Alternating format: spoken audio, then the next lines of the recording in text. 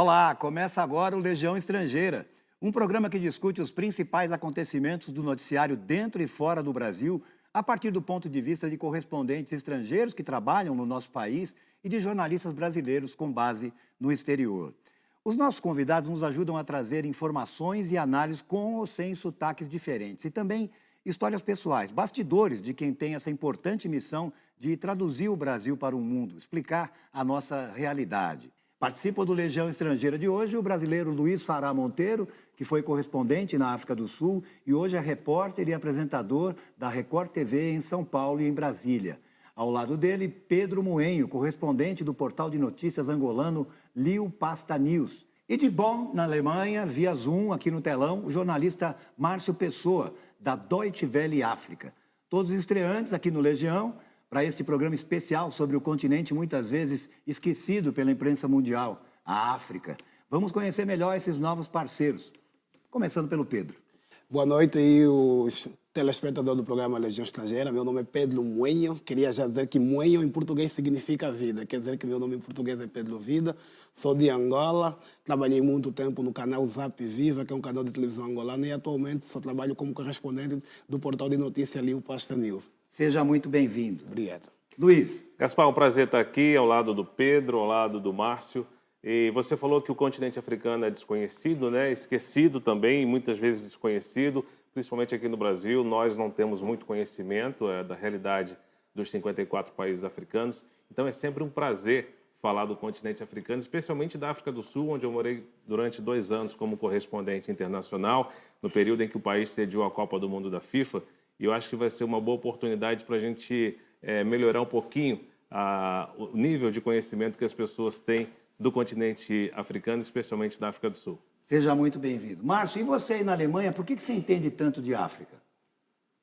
Bom, eu sou chefe de redação da DW África, né, para língua portuguesa, e já estou radicado há um bom tempo aqui trabalhando no departamento africano e na Deutsche Welle. É um prazer estar com vocês.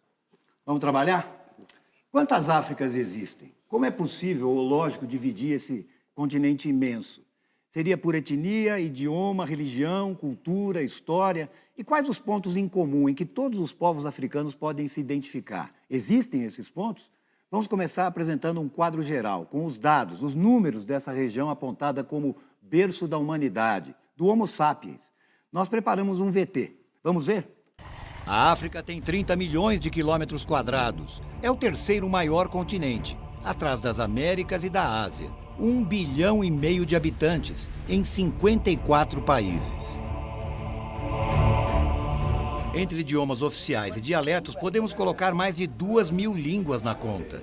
As mais conhecidas, herdadas dos colonizadores: inglês, francês, português, espanhol, árabe.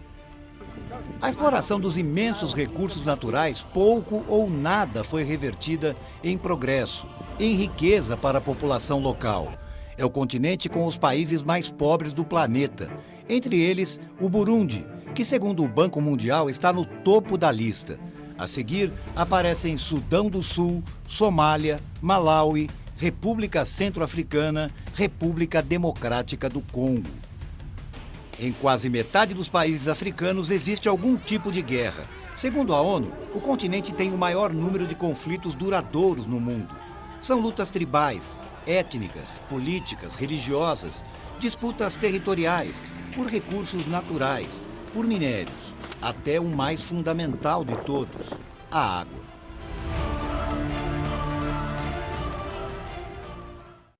Quais será que são os principais conflitos que a gente pode citar, né? Aqueles que nós, e alguns até que a gente nem ouviu falar, né? Porque a imprensa simplesmente não cobre.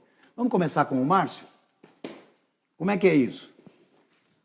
Hoje existem vários ingredientes para conflitos em África. Eu diria que existem situações, claro, de disputas de terra, questões territoriais, questões envolvendo o avanço de grupos radicais islâmicos. Existem hoje 50 milhões de refugiados, né, deslocados internos, incluindo em África. Então, é uma gama gigantesca de situações de conflito pelo continente. E como é que a imprensa cobre a África? Mal? Eu acredito que poderia cobrir melhor. com certeza. Não se trata assim de uma falta de correspondentes ou de uma falta de material humano para isso, ou de informações que saem mesmo de África. Então, eu acho que, por exemplo, há um interesse mais escasso por parte de países ocidentais em temas africanos, mas hoje a gente vê que há um interesse maior por parte, por exemplo, da China em relação a informações sobre a África. Vamos falar bastante sobre isso ainda. O que você acha, Luiz? Olha, eu A brinco. África é meio esquecida mesmo? Eu acho que tem muita pauta interessante no continente africano e não apenas as pautas negativas, né? Como a gente começou a falar aqui de conflito, de fome, de miséria. Tem muita pauta positiva, tanto social quanto cultural, quanto turística, para ser desenvolvida no continente africano, especialmente na África do Sul, onde eu morei, ali na Namíbia, Botsuana, Moçambique. Eu acho que a gente poderia cobrir bem melhor, como disse o Márcio agora há pouco. Acho que falta muito interesse, acho que a gente dá muito destaque aos Estados Unidos, à Europa, e esquece um pouquinho de outras regiões, como o continente africano, por exemplo. O que você acha, Pedro? Eu concordo que é muita pauta para falar sobre a África, né?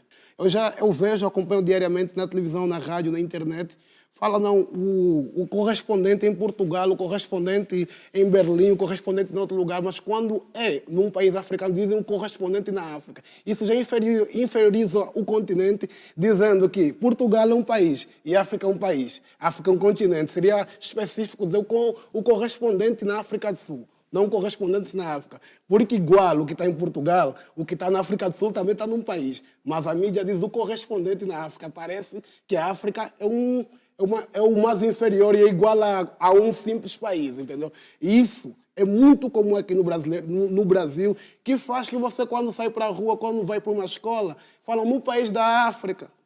A África é continente. E a mídia tem contribuído muito para isso. Pedro, essa é uma questão que me deixa muito revoltado, sabe, Gaspar? É exatamente isso que ele fala. Quando a gente vai se referir a algum país da África, você fala da África como um todo. Muitas pessoas não sabem que a África do Sul é um país entre as dezenas de países... Acham que é só o sul da África. Acham que é só o sul da África. Não sabem que a África do Sul é um país...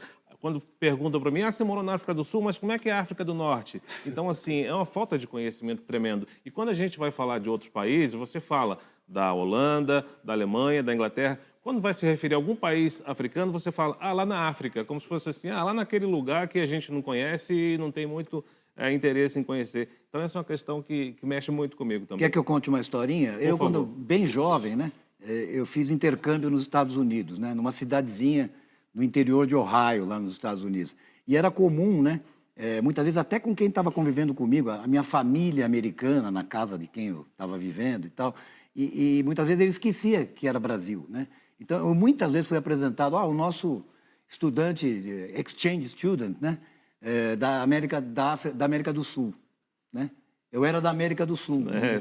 Era tudo, mais ou menos a mesma... É a mesma coisa. A mesma coisa. Agora, falando de África, a pergunta inicial, como é que ela pode ser dividida, talvez, assim? De que maneira ela pode ser dividida? A subsaariana, a árabe? Vamos começar com o Márcio, que cobre de maneira geral isso aí. Bom, eu acho que existem vários aspectos onde se pode fazer uma divisão de um continente qualquer, né? Político, geográfico, né? Ambiental, inclusive. Né? Mas eu acho que é insatisfatório se falar de África sem considerar a diversidade. Né? Então, eu imagino, para mim, a melhor forma é considerar realmente a África como um mosaico com uma diversidade incrível em relação à cultura, à língua, a grupos étnicos, a populações diferentes, né, que há no continente. Então, para mim, o que eu vejo hoje em dia também é uma simplificação na divisão, enfim, analítica, por assim dizer, de África, também muito inspirada nas questões, por exemplo, dos estados, totalmente inspirado na Conferência de Berlim do século XIX. Então, eu vejo a melhor forma, a forma que talvez mais me satisfaça seria imaginar um mosaico extremamente diverso com um aspecto humano e natural incrível. Agora, será que existem determinados países do Ocidente que se interessam mais pela África?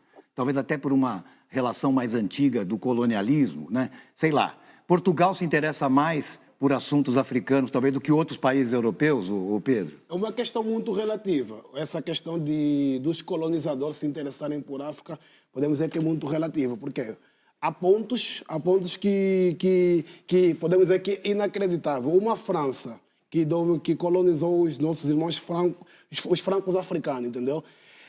Na questão de interesse, há muito interesse econômico, porque até 2019 existia país africano que utilizava a moeda colonial, que é o franco, sendo que a França, desde 2001, aderiu à moeda europeia. É um colonialismo moderno que muitas das vezes os colonizadores ainda tentam fazer por África, entendeu? E isso aqui tem causado diversos problemas, entendeu? Porque a França também viveu guerras. Viveu guerras no passado. E o Congo, que é um dos países mais ricos do mundo, se tornou um dos países mais pobres, com população pobre, muitas das vezes por interesse do Ocidente, porque a França, como um país colonizador que colonizou o Congo, muito bem podia dar indicações e direção de como o Congo pode passar nessa crise que parece infinita há anos. Mas a França, por muitas das vezes tem interesse, podemos dizer que é uma questão de interesse econômico, porque o Congo tem muitas riquezas, sei lá, que muitas das vezes não vemos uma França a ajudar o Congo a sair da crise. Vemos mais a França a aguçar a crise do Congo. Isso, o que é interessante. Sim, e isso é muito comum nos colonizadores para os países africanos, entendeu? Podemos dizer assim que o amigo que viveu lá na África vai dizer, não, mas os ingleses, as colônias inglesas estão mais evoluídas, sim, mas temos a BP, que é uma empresa inglesa que está em quase todas as suas colônias. Não sabemos qual foi o regime de contrato. Tem um pano no fundo dos colonizadores para os países africanos que é muito que muitas das vezes não está muito claro. Não está muito claro. De certa maneira, o colonialismo não acabou. Existe um colonialismo aí ainda existente. Por quê? Saímos dos países francos, os países francos africanos, vamos nos países colonizados por Portugal. Os países colonizados por Portugal não negociaram a independência. Os países colonizados por Portugal lutaram pela independência porque Portugal não queria abandonar as suas províncias intermarinhas, que Angola, que era um país rico para ele e tudo mais. E automaticamente há um reforço do geral. O amigo viveu na África do Sul e sabe que os negros são os políticos. Os Portugal, empresários por exemplo, são as pessoas de pele branca, entendeu? Portugal, por exemplo, tem a questão de Moçambique, né? Sim. Antes da guerra, da revolução lá no país, tinham muitos portugueses que colonizaram Moçambique e depois que os moçambicanos se revoltaram, eles tomaram as propriedades dos portugueses, né, por conta do conflito. Sim. Os portugueses migraram para a África do Sul, que é um país vizinho. Então, a gente tem essa questão também de meio que revolta sobre os colonizadores. Em Ruanda, quando eu estive em Ruanda, em 2009, que eu fui fazer a reportagem especial sobre os 15 anos do genocídio, em Ruanda você fala você fala inglês, francês e mais 2 línguas locais. E o governo estava tentando banir a língua francesa entre os idiomas oficiais por conta disso, por conta de problemas mal resolvidos com a França, que eles acusavam de ter incentivado o conflito na época que a Bélgica colonizou e tudo mais. Então tem essa questão ainda de meio que revolta entre colonizados com colonizadores. Bom, vamos falar de colonialismo ainda. Eu vou perguntar, inclusive para o Márcio, se esse colonialismo persiste mesmo, em que medida ele persiste, né? Mas a gente preparou um mapa para falar dos 7 países europeus que estenderam, né, o seu poder sobre, para não falar suas garras, né, sobre a África. Vamos ver esse mapa que a gente preparou. A gente vê ali, né, quer dizer, a África em toda essa parte laranja, né, a Inglaterra em amarelo, Portugal em azul, ali embaixo, né? E mais Espanha, Itália, Alemanha e Bélgica, fora os holandeses, né? Que se não fincaram exatamente uma bandeira, né? Eles participaram... Travaram uma guerra na África do Sul com os britânicos, né? Por conta da colonização. E participaram do tráfico escravagista durante séculos, e com participação grande nisso, né? Foram mais para o Caribe, né? Fincaram bandeira mais no Caribe, até no Oriente, né? No Extremo Oriente, mas enfim... O que ficou de... Agora, vamos pensar do outro lado. O que ficou de bom do colonialismo? Olha, é possível falar isso? É possível. Na África do Sul, Gaspar, como a gente já disse aqui, é o país mais desenvolvido do continente, praticamente, né? Tem um PIB muito grande, muito alto. Então, ficou essa questão. Uma ligação muito grande que eles têm ainda com a Grã-Bretanha. Há muitas empresas que estão instaladas na África do Sul. Tem o maior banco, por exemplo, do país, o Standard Bank, recebendo investimentos estrangeiros, da China, inclusive, que não foi colonizadora, mas Então, assim, existe essa questão da África do Sul que tem muito resquício da cultura britânica, da cultura holandesa, e a gente pode falar de forma positiva. Tem uma área em Joanesburgo chamada Sandton, que não é o centro de Joanesburgo, fica a cerca de 20 quilômetros, que eles costumam dizer que é a Europa da África. Tamanho é o PIB ali naquela região. Então, ficou muita questão positiva dos colonizadores em alguns países africanos. Mas o colonialismo persiste, de certa forma mesmo, como disse o nosso Pedro, Márcio? Eu acho que persiste um neocolonialismo, na verdade, né? Que realmente tem essa faceta mais de troca, não é um regime tão opressor como era antigamente, né? Como Mas até talvez de manipulação dos regimes locais.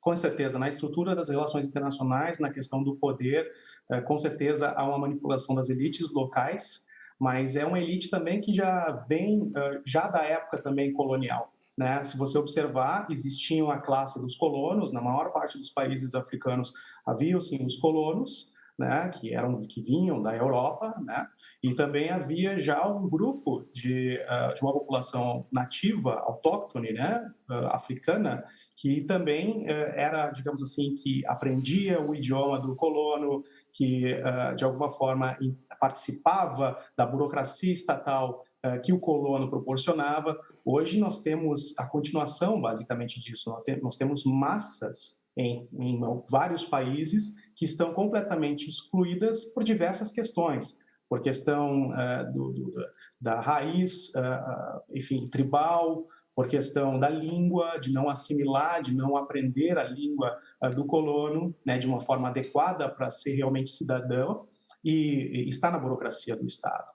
Então, esse é um outro tipo de opressão, é uma nova faceta onde se coloca uma elite manipulada e uma massa oprimida e excluída. Quer dizer, e pensando nisso, quer dizer, é claro que num continente tão diverso como esse, e com tantos detalhes, né, pode ser difícil simplificar, mas você diria que, em geral, o africano odeia o colonizador? Não odeia, o africano não odeia, mas simplesmente há situações que é necessário uma questão de que haja uma resolução total. Por quê? Vou dar um exemplo muito comum. Os angolanos ricos, os ricos milionários angolanos, têm uma vida em Portugal, entendeu? É praticamente dizer que lá ela no lugar dos ricos. Muitas das vezes políticos corruptos angolanos, e a DW tem reportado também isso inúmeras vezes, os corruptos angolanos trazem um testa de ferro de pele branca português, ele desvia o dinheiro do país, traz um testa de ferro de pele branca português para vir como fornecedor, vir como empresário, entendeu? É uma neocolonização que se encaixou até agora, que temos em mente que a pessoa de pele branca, o português, é o rico, ele vem investir muitas das vezes só um testa de ferro de um político e ele traz a pessoa de pele branca para colonizar os seus, entendeu? Porque ainda tem o africano, em particular Angola, tem ainda a questão de que a pessoa de pele branca, o português, é superior a eles, entendeu? É nesse ponto aí que o amigo... Isso é um sentimento do angolano negro? Porque é comum, o rico vai viver em Portugal, tem uma vida em Portugal e só vai em Angola ou em África buscar dinheiro. Entendeu? Ele vai buscar dinheiro, a vida dele é em Portugal. A vida dele é na UK, na Inglaterra e em outros lugares, entendeu? E o amigo dele, em português, inglês, entendeu? Vai lá com o dinheiro do país como empresário. Gaspar, é interessante ressaltar isso que o Pedro está dizendo. Muitos países africanos, na verdade, são ricos, têm recursos. E o povo é muito miserável, o povo é muito pobre. Desiguais. Desiguais. Você pega o Zimbábue, por exemplo, que tem uma inflação extraordinária, e você vê alguns líderes políticos milionários, com contas no exterior, com bens no exterior, e a população completamente miserável. Isso não é raro acontecer no país africano. Então, quando se fala que a África é pobre, na verdade, a África não é pobre como um todo. Há muitos países com muitos recursos, especialmente recursos minerais, por exemplo. A gente tem um clube de futebol, 2 clubes, pelo menos, europeus, praticamente patrocinados pelo governo de Ruanda, por exemplo. Né? Então, assim, isso explica, isso simboliza muito essa questão do que o Pedro está dizendo, mais ou menos, de pegar recursos do continente e levar para fora de alguma forma. Como será que o africano vê a receptividade aos refugiados ucranianos nesse momento em relação ao que acontece com os refugiados ou os migrantes africanos, né? Como é que fica, Márcio? Isso fica difícil digamos, no mínimo equilibrar a cobertura? Com certeza, com certeza. Na verdade, é isso, né? Isso acontece semanalmente, peremptoriamente acontece esse tipo de situação de tentativa de entrada, né, de imigrantes no continente europeu e situações de tragédia, né, de barcos afundando superlotados e etc. Agora, realmente, havia sempre na produção jornalística, havia sempre a reação do público, que são tragédias, por exemplo, essa que está acontecendo na Ucrânia nesse momento, o conflito e a tragédia humanitária que se tornou, é uma tragédia corriqueira em várias regiões do continente africano, e havia uma certa reclamação, que, na verdade, estava se dando mais atenção para a guerra na Ucrânia e para a tragédia humanitária na Ucrânia, sendo que aconteciam situações semelhantes também em África, né? Fora isso, também essa questão do acolhimento, né? Muitos países acolheram muitos refugiados ucranianos e a aceitação de refugiados do continente africano não era a mesma, segundo o que a gente percebia pelas redes sociais, pela reação do público. Gaspar, tem essa questão também que o Márcio citou. Por um lado, os africanos sofrem quando tentam migrar, por exemplo, para a Europa, né? Por um lado, trata-se de uma maneira o refugiado da Ucrânia e de outra maneira o africano. Mas na África do Sul há uma questão grave e não rara de xenofobia também. Porque o que acontece? Alguns africanos de países mais pobres, como Moçambique, Zimbábue, migram muito para a África do Sul, na tentativa de melhorar de vida. E em algumas regiões... São os Estados Unidos do continente. Do continente. E em algumas regiões, em algumas províncias, há casos graves de violência contra estrangeiros, porque os locais consideram de que esses estrangeiros estão ali, se não tomando o lugar deles, piorando a situação para eles, competindo em relação a emprego e tudo mais. Há uma questão muito séria em relação a isso também. É nessa questão, tipo, o estrangeiro vai sair o africano estrangeiro, o moçambicano vai para a África do Sul e ele aceita fazer um trabalho que o sul-africano não aceita fazer. O sul-africano vai se sentir que, em vez de melhorar... Brasileiro nos Estados Unidos, Sim, talvez.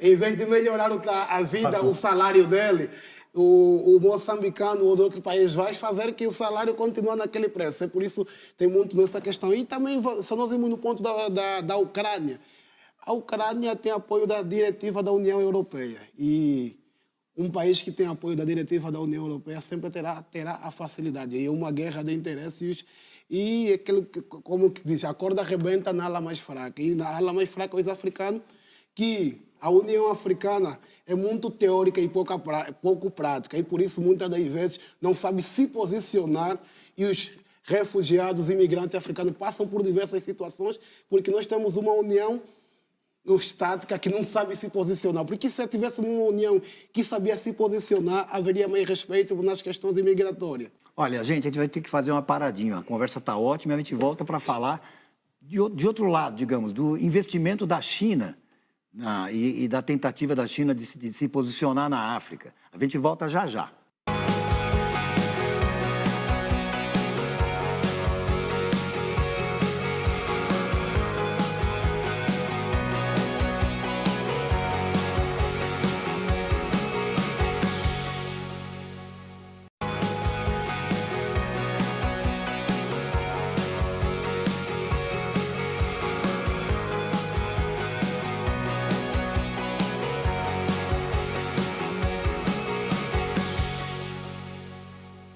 De volta com este Legião Especial, a presença chinesa na África. Parece que os chineses saíram na frente no sentido de grandes investimentos no continente. A União Europeia tenta reagir, até anunciou um plano para fazer frente à China. Apesar de recente, já dá para perceber resultados desse investimento, Pedro? Em termos estruturais, a China, desde o fim da guerra em Angola, 2012, investiu muito em Angola, né? Investiu muito e claramente se vê estrutura. Mas nós temos que ir na base. Os chineses Fizeram tantas obras e muitas obras já estão degradadas em pouco tempo de utilidade, entendeu? Ah, é? Se construiu muito. Tipo o quê, assim? Muitas obras feitas, tanto estrada, tanto edifícios, tanto estádios de futebol, com pouco tempo de durabilidade, obras milionárias que tornaram o país com tantas dívidas altas à China que até o preciso momento já se tornam degradadas. Houve um grande investimento, mas não houve uma fiscalização da parte angolana. Pedro, desculpa, oferecem serviço mais barato, né? É claro que o governo vai tentar ali fechar um acordo, porque a fatura é mais baixa, é mais em conta. No entanto, na questão da degradação dessas construções, você não tem ali certeza se é o melhor material utilizado, por exemplo. Eu já vi estrada, por exemplo, construída lá, que os colegas fizeram reportagem dizendo que a estrada já estava esburacada, estádio de futebol com a parede já soltando ali alguma parte do concreto. Então, eu imagino que seja isso. Existem, por exemplo, contrapartidas em que Angola também teve que investir, às vezes como paridade, sabe? Angola sempre... E de repente endividou. Angola, até a entrada do presidente atual, Angola sempre pagou a dívida na China com petróleo. Entendeu? Angola pagou as dívidas na China com petróleo. O colega aqui de painel foi muito claro. Muitas das vezes os materiais não são em condições. E a parte angolana ou a parte africana, não estou falando só a questão angolana, muitas das vezes não fez uma fiscalização correta. Houve grandes investimentos chineses, não houve fiscalização e o resultado é esse. Tem estrutura? Tem, mas estruturas com pouca durabilidade, mas que tornaram o país refém à China, porque estamos refém à dívida. Temos dívidas bilionárias da China e as obras, muitas das vezes, já danificadas, não com tanto tempo de durabilidade. Por quê? Se nós vimos no fundo quais foram as pessoas que negociaram os contratos com a China, foram pessoas que governaram o país, que têm vários processos judiciais, acusados como corruptos. Então, peraí, Márcio. Então, voltamos ao colonialismo do século XXI, é isso? Bom, eu diria que a relação da China com a África não começa agora, né, no século XXI, começa já na década de 50, 60, com aquela fraternidade socialista, né, dos países africanos com China, e a partir da década de 90, com o boom chinês também, existe uma ideia, uma estratégia que é o Go China, o Go Global, eu acho que é mais ou menos isso, Go Global. E nessa estratégia Go Global, eles começam investimentos pesados pelo mundo. E a África desperta muito o apetite, com certeza, por causa das matérias-primas, por causa do mercado consumidor. Então, há um fluxo migratório imenso de cidadãos chineses para a África, em pequenos negócios também, né, em microempresas, né, não somente em grandes empresas. Peraí, e a Europa perdeu o bonde, então? Estados Unidos, e os Estados Unidos, então? A grande questão vem depois, vem a partir da década de 2000, de 2000 a 2017, mais ou menos, a China investiu cerca de 150 bilhões de dólares em África, né? E a questão é que esse dinheiro, esse investimento, não era tão condicionado quanto o investimento dos Estados Unidos e da Europa.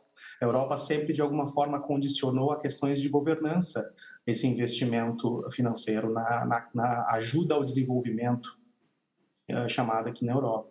Então, o que acontece? Havia sempre a ideia de condicionamento dos governos na questão dos direitos humanos, na questão da democracia, na questão da transparência, e esse dinheiro que vinha da China vinha com menos condicionamento, né, com menos condições. Com menos burocracia, né, Márcio? Exatamente, o governo chinês foi muito menos interveniente, né, entre aspas, interveniente na governança local. E isso favoreceu, com certeza, os governos receberem um crédito mais fácil, né, porque não exigia também mudanças políticas tão grandes, né, e, ao mesmo tempo, também aceitou muitos presentes. Eu me recordo que, ainda na década de 2000, no final da década de 2000, o que se comentava também era os estádios, os parlamentos construídos com recursos chineses, né. E mão de obra barata também, Sim. né? E mão de obra barata. Conversei uma vez com a autoridade do governo sul-africano em Pretória e ele dizia exatamente isso. O chinês chega aqui com 20 funcionários, os caras trabalham de manhã, de tarde, de noite. Se eu for contratar alguém de outra forma, vai ser aquela burocracia trabalhista, direitos trabalhistas, e o chinês chega ali e faz tudo mais rápido e mais barato. Então, isso explica muito essa questão da preferência pelo investimento com o dinheiro chinês. Inclusive, essa é uma questão que revolta algumas comunidades, né? Na questão do investimento chinês, eles levam também os trabalhadores. Exato. Né? Eles não aproveitam a mão de obra local. E isso gera, geralmente, algum tipo de revolta, algum tipo de insatisfação às comunidades. Agora, me chama a atenção essa questão do condicionamento à governança, né? Digamos, da visão dos Estados Unidos de espalhar a democracia pelo mundo. Como é que isso é visto na África, né? Porque, por exemplo, a gente vê no Oriente Médio, quer dizer, que a visão da democracia é muito diferente, né? Na África, eu suponho que também, em muitos países, né? Existe, digamos, visões... Tem gente que prefere a autocracia, né? Países que preferem a autocracia, né? Como é que fica? Na questão da democracia em África é muito comum, né? Porque muitos países africanos ainda estão com governos que fazem parte ou que lutaram para a luta do colonialismo. Vamos dar, por exemplo, Angola. Angola é governado 45 anos por um partido, o MPLA, que é um dos movimentos que lutou para a independência de Angola. Moçambique, idem, entendeu? Nós vivemos numa democracia, entre aspas, no papel. No fundo, temos a base de um comunismo. Por quê? Aconteceu a mudança em 2017 em Angola. Mudou-se o presidente, o líder do partido, e temos um novo presidente, mas não se mudou o partido no poder. É o mesmo que acontece em Moçambique. A democracia africana é uma democracia, muitas das vezes, pelo papel. Ruanda, você tem um pouco a gama na presidência há mais de 2 décadas, né? Sim. Então, assim, o poder dificilmente muda de mão. Geralmente passa de pai para filho. É isso, basta dar esse exemplo. Ao contrário da África do Sul, que a gente já está hoje no 5º presidente, depois do apartheid. A gente teve Mandela, teve Thabo Mbeki, o Motlanthe, Jacob Zuma, e agora está no Cyril Ramaphosa. Então já temos 5 presidentes depois do fim do apartheid. Agora, muitos outros países do continente africano não têm essa questão democrática. Devemos colocar um exemplo que muitas das vezes não é divulgado pela mídia. Cabo Verde é um exemplo de democracia no continente africano. Em todos os sentidos. Quer Cabo explicar Verde. um pouco mais, não? Cabo Verde é um exemplo de democracia. É só acompanhar a vivência daquela ilha que foi colonizada por Portugal. É um exemplo de democracia em todos os sentidos. Tanto político, tanto social. E muitas das vezes isso não é divulgado. Cabo Verde é um exemplo que devia servir para a África. E, atualmente, Cabo Verde passa experiência para outros países africanos de democracia. Não é necessário nós irmos para os Estados Unidos para nós termos um exemplo de democracia. Em África temos Cabo Verde. Deu até vontade de visitar, hein? Vale a pena. É bonito. E os países que querem aprender sobre democracia, temos exemplo em África, que Cabo Verde pode servir de ajuda em vários pontos. Tanto nas eleições autárquicas, que aqui no Brasil chamamos de eleições municipais, como nas eleições presidenciais. Cabo Verde dá uma goleada para muitos países africanos. Mas vamos voltar para Ruanda. Parte da imprensa estrangeira diz que Ruanda está construindo o seu próprio Vale do Silício. Isso é exagero? É um investimento de longo prazo que já dura pelo menos 9 anos. Em que pé está esse polo tecnológico de Ruanda? Você sabe, Márcio?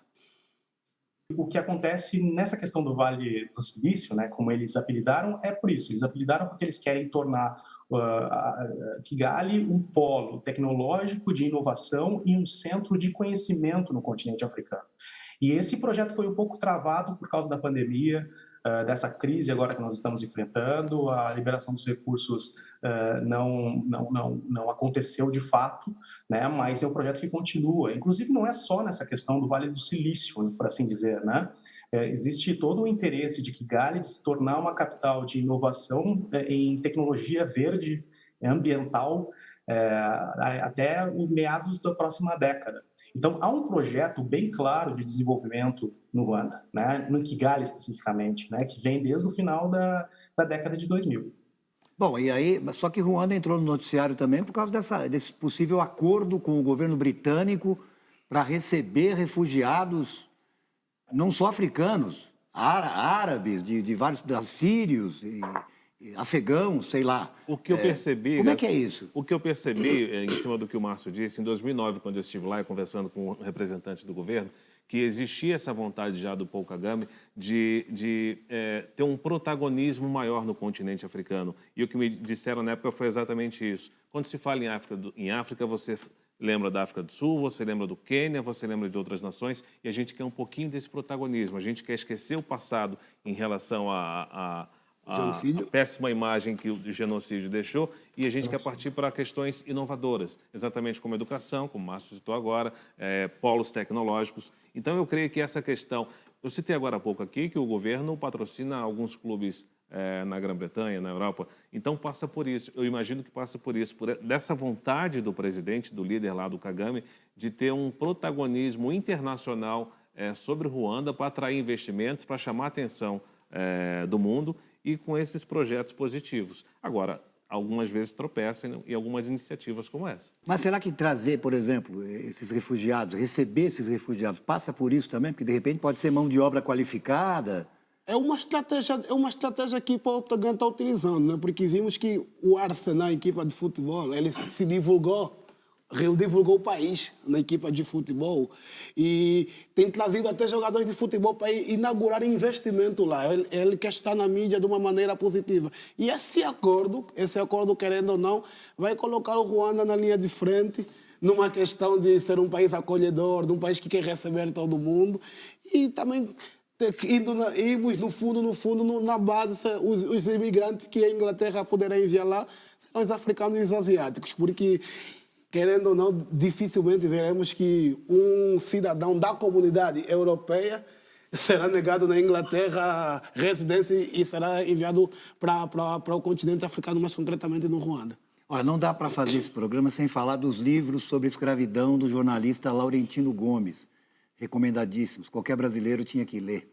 Eles descrevem que os africanos contribuíram com tecnologia nas Américas e no Brasil, né? Eles não eram só trabalhadores braçais, né? Trouxeram técnicas agrícolas e de fabricação de açúcar no ciclo da cana, lá atrás. Depois a experiência em mineração no ciclo do ouro. Eles eram até selecionados pela expertise deles, né?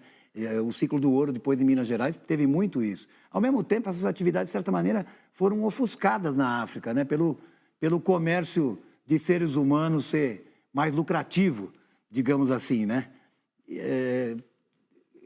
Como é que, de certa maneira, se atrasou muito, né? É isso? É isso. Eu estive no Benin, que é um país na Centro-África. Estive num porto onde os escravos partiam, onde os escravos deixavam a cidade, deixavam seus familiares. Eles chamam de point of no return, o ponto sem volta, em que passando daquele portal ali não se voltava mais. Então essa questão da escravidão no continente africano até hoje é muito debatida, até hoje é muito sentida. Mas teve a contribuição dos países que receberam esses africanos com essas tecnologias citadas por você, por exemplo. Mas eu acho que é uma ferida que não está curada ainda. Pedro. Difícil de curar. Difícil É uma ferida que não está curada, só tu veres que hoje os maiores quadros de África não estão em África. Está em várias vertentes. Indo para a seleção de futebol da França.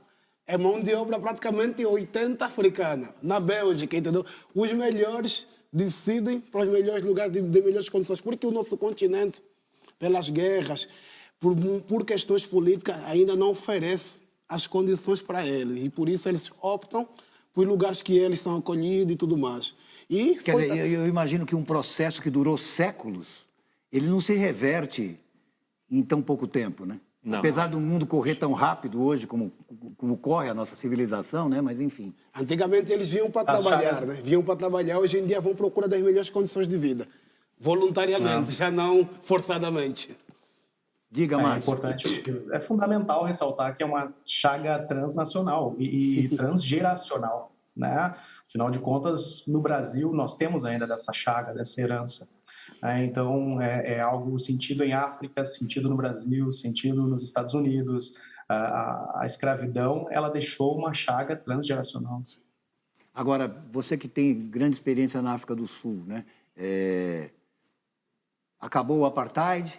Não, o apartheid não acabou. O que acontece hoje foi que o Mandela democratizou o país, pacificou o país, mas o apartheid não acabou. O Pedro citou aqui no início do programa, apesar de termos aí quase 80% da população negra na África do Sul, a maior parte da renda está concentrada na mão dos brancos. né? Por mais que o governo tenha lançado programas de cotas, isso, de uma certa forma, não corrigiu essa desigualdade social. Por outro lado, na África do Sul, que me impressionou positivamente quando eu cheguei lá em 2008, foi o fato de ver advogados negros, médicos negros, juízes negros. Houve uma possibilidade da população negra alcançar um patamar que antes era impossibilitado, coisa que a gente não vê no Brasil, por exemplo. Você não vê médico negro no Brasil, quase você não vê um engenheiro negro. Nesse ponto, a África do Sul caminhou muito mais rápido que a gente. Por outro lado, ainda há essa questão de segregação racial, especialmente essa segregação econômica. Agora, você contava até antes do programa, enquanto a gente conversava, né?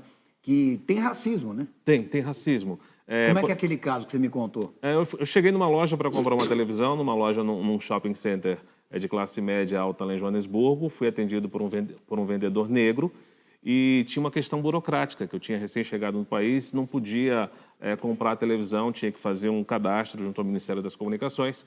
E tinha um indiano ao lado, vendedor também, prestando atenção na conversa. Então, de repente, ele tira o vendedor negro da minha frente, pega o telefone, liga para o gerente e fala uma expressão muito pesada. Ele fala assim, olha, a gente tem um consumidor aqui, tem um cliente querendo comprar uma televisão, mas o macaco aqui está embaçando a venda. Disse assim, mais ou menos. E o engraçado é que a pele do indiano era mais escura que a do negro que estava me atendendo. Então, existe ainda um ranço muito racismo forte. atávico, né? Uma Exatamente, coisa... exatamente. Então, entranhada na entranhada. Por mais que se por conviva, baixo da pele. Por mais que se conviva pacificamente, tem essas questões internas, essas questões um pouco mais ocultas que você observa lá, sim. Vamos fazer mais uma pausa aqui no nosso Legião Estrangeira Especial. Daqui a pouco a gente volta para falar do legado africano aqui no Brasil. E é grande, hein? Até já.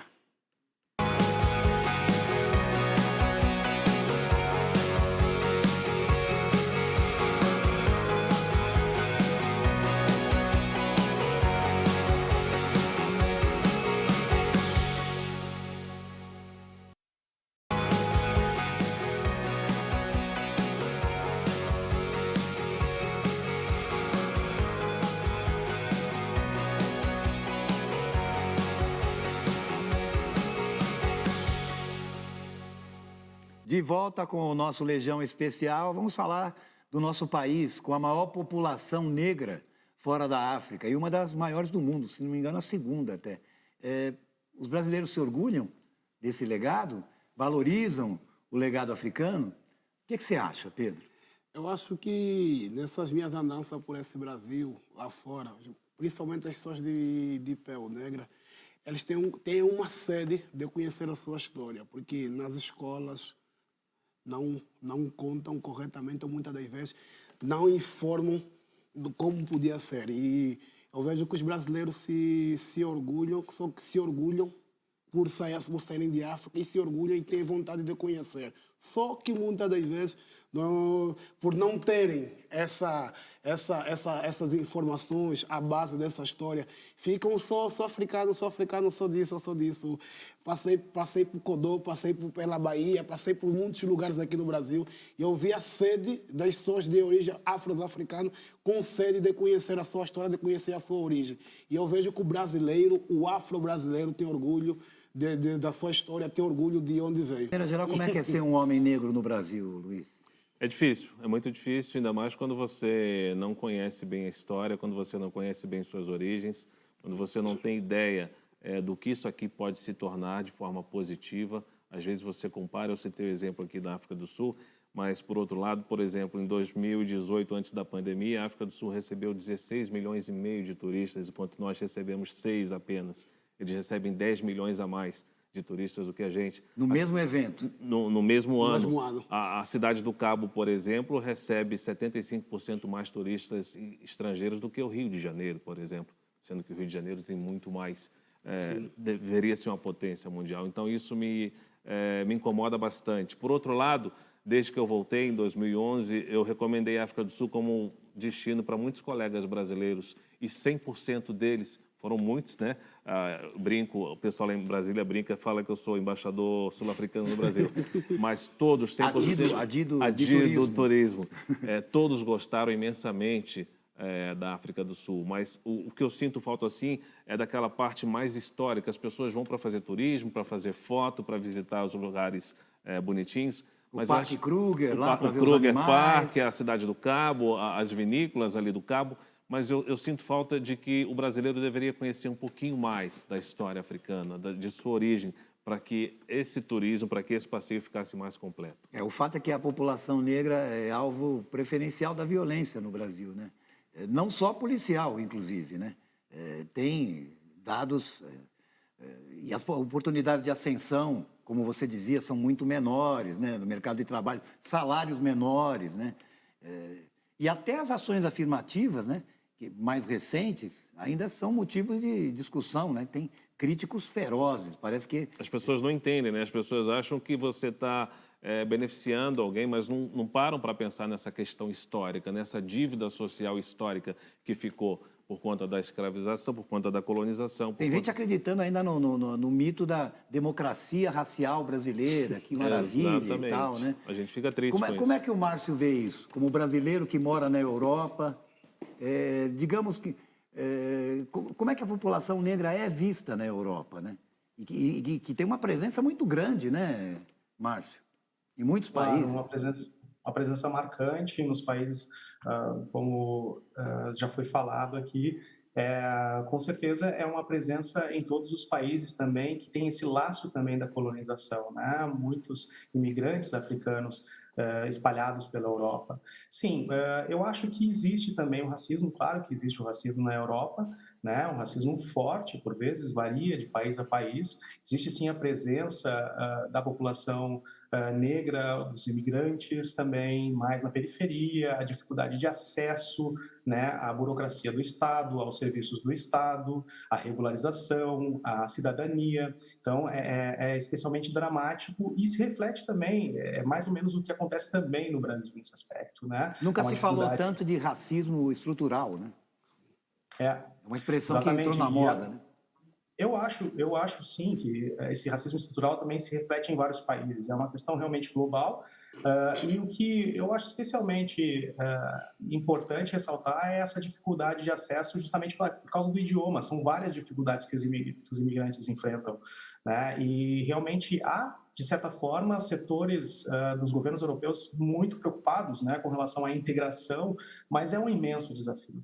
É um imenso desafio e dificilmente vai ser resolvido tão fácil. Agora, não é só uma questão, evidentemente, de educação, até porque a educação ela é ampla, né? É uma questão, às vezes, econômica mesmo, né? Questão econômica, questão de família, porque a pessoa que nasceu numa família com isso, ele segue o ritmo até um dia ele próprio querer dar um espaço para saber mais, entendeu? E isso é muito comum aqui no Brasil, na Europa, em África, que a questão econômica, a questão familiar tem sido um dos fatores crucial na questão do crescimento do racismo. A família diz que você não pode se encostar se é uma pessoa de pele diferente da sua. E é comum. Quando os ricos africanos levam os seus filhos para os colégios na Europa, que os filhos dele, quando vão, passam por essa situação. Passam por essa situação porque estão em um lugar que eles não são bem-vindos, mas eles estão lá. E é muito comum. Esse racismo não passa na televisão, mas é comum isso. Os filhos dos nossos ricos africanos, quando vão nos grandes colégios na América, na Europa, passam por esse racismo porque eles não são bem-vindos naquele lugar. Mas eles insistem em ficar por lá. Por mais dinheiro que tenham, eles são vítimas também do preconceito e do racismo. Isso acontece muitas vezes. O filho, quando vai para casa do coleguinha, não é bem-vindo, o motorista tem que ir buscar para ele. Isso é muito comum. Tanto questão econômica, tanto na questão familiar, é um racismo que se espalha a cada vez mais. E as pessoas que têm maior conhecimento, que são mais abertos, sabem diferenciar e sabem lidar melhor com essas situações. Bom, os legados dos africanos, da África, né, da população africana no mundo, né, são vários, né? O programa está terminando, mas eu não consigo terminar antes de fazer uma pergunta bem simples, hein? De todos os legados, de todas as contribuições, qual aqui mais pega, né? Posso começar? Por Para favor. mim é a música. Sem O dúvida. que seria da música pop, Sem a África. do rock and roll, do jazz, de tudo praticamente, né? A gente tem alguns ícones na cultura brasileira que comentam isso, né? Gilberto Gil, você pega o Gil, que tem muita ligação com a África, Caetano, tantos outros nomes.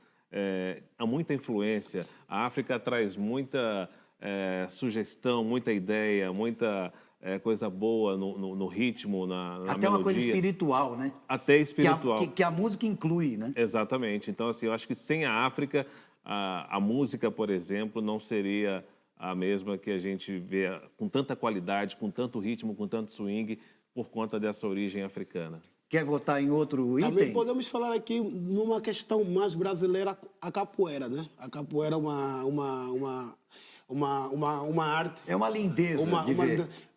A angolana que veio para cá e o Brasil espalhou para o mundo. E hoje você indo pelas praias, pelas ruas, é um dos esportes favoritos do povo brasileiro. Que saiu do povo negro para o povo de pele branco. É uma cultura que se enraizou. É mais brasileira do que africana, podemos dizer agora. Exatamente. Eu morei no exterior e em muitos lugares é brasileiro. Ninguém fala que veio de Angola, né? Vamos fechar, Márcio? Pode dar seu voto. Música, dança, culinária. Ah, é culinária. São tantas as facetas africanas no Brasil, no nosso país, quer dizer, é incrível. Bom, foi bom para vocês? Infelizmente acabou. Daria uns 2, 3 especial. programas para falar da África aqui. Pois é. A gente pode fazer outros. Eu agradeço demais a participação do Luiz Fará Monteiro, do Pedro Moenho e do nosso Márcio Pessoa lá em Berlim. Viva a Mãe África da humanidade! Nós voltamos na próxima semana com mais olhares sobre o nosso país e o mundo. Até lá. Você sabe que a nossa conexão lá em Harare durou muitas horas, né? A gente teve tempo, né? Ficamos tirando foto. E aí eu saí ali no saguão e tinha uns cartões postais maravilhosos, assim, lindos. Eu comprei uma tonelada deles e enviei para um monte de gente no Brasil. Gente que nem imaginava que eu estava na África naquele momento. Foi incrível isso. Imagina, na era pré-internet, né? Eu teria mandado WhatsApp, eu mandei um monte de cartões postais. Eu tenho uma amiga que muitos anos depois eu fui na casa dela, ela falou, olha o que eu tenho aqui que eu guardo, O que você me cartão. mandou. Sem contar que é exótico você receber um cartão Não, postal do continente africano. Imagens lindas, umas caras ótimas.